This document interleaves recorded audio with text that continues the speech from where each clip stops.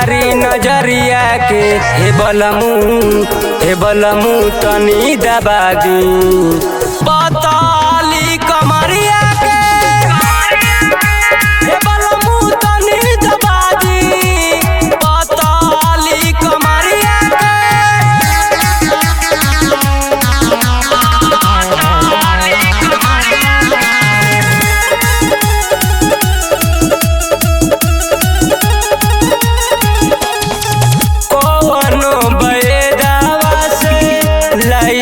दवाई कबले पलंग पे अलंग राजा जी दुखाई पिया अब न सहाता सौसे दहिया पिराता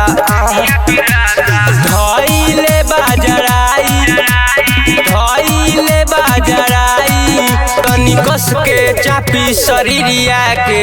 ए बलमू तनी दबा दी पताली कमरिया के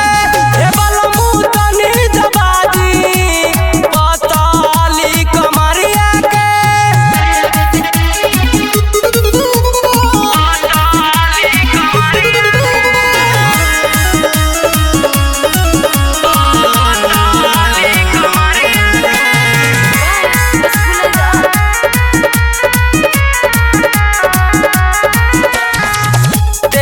गरमाई सिरा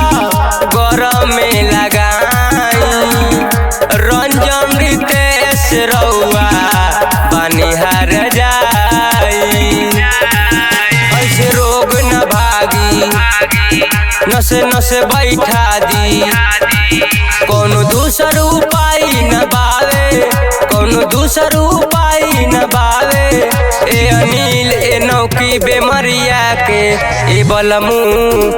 बलमू तनी दबा दी पता